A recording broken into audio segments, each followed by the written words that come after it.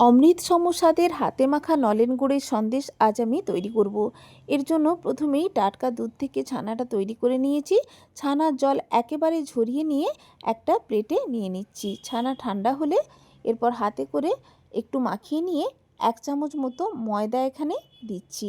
ময়দা দেওয়ার পর ময়দাটাকে ছানার সাথে খুব ভালো করে মিশিয়ে নিচ্ছি। এরপর 7 থেকে 8 চামচ মতো গুঁড়ো দুধ এখানে দিয়ে দিচ্ছি।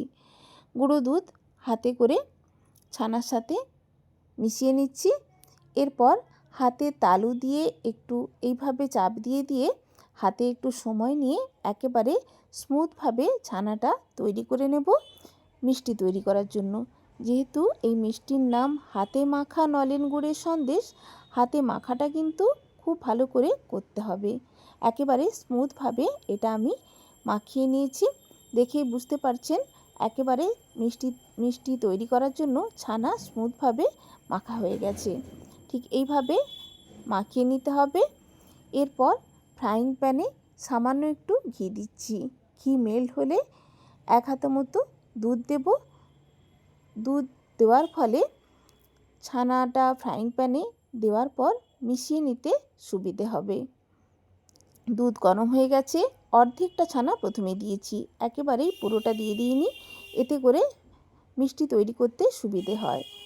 ভালো করে দুধের সাথে ছানা মিশিয়ে নিয়ে একটা বাটিতে গুড় নিয়েছি, তার অর্ধেকটা গুড় প্রথমে দিচ্ছি, বাকি অর্ধেক গুড় পরে দেব।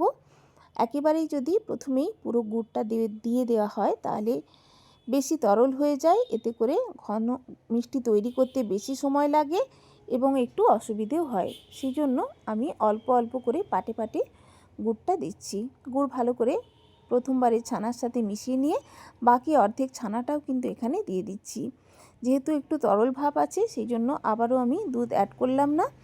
যদি একেবারে আপনাদের ছানাটা শুকিয়ে যায় আপনারা একটু দুধ দিয়ে দ্বিতীয়বারের ছানা দিতে পারেন। প্রথমবারের ছানার সাথে দ্বিতীয়বারের ছানাটাকে ভালো করে মিশিয়ে নিয়ে আবারও বাকি গুড় দিয়ে সেটাও ভালো করে মিশিয়ে নিয়ে আরও একটা বাটির অর্ধেক বাটি গুড় আমি দিয়েছি টেস্টের জন্য। মোট 1.5 বাটি মতো গুড় লেগেছে 1.5 লিটার দুধের ছানার জন্য। এরপর ভালো করে মিশিয়ে নিয়েছি। যখন একেবারে ঘনত্বটা কমে আসবে নামিয়ে নিতে হবে। পুরো মিষ্টিটাই কিন্তু গ্যাসের ফ্লেম লোতে রেখে আমি বানিয়েছি। একেবারে হাতে মাখা নলেন গুড়ের সন্দেশ রেডি। কাজু কিশমিশ দিয়ে আমি এটা ডেকোরেট করেছি। দুর্দান্ত স্বাদের হয়। রেসিপি অবশ্যই ট্রাই করবেন এবং এই রেসিপি যদি আপনাদের ভালো লাগে চ্যানেলকে লাইক, কমেন্ট, শেয়ার করতে ভুলবেন না।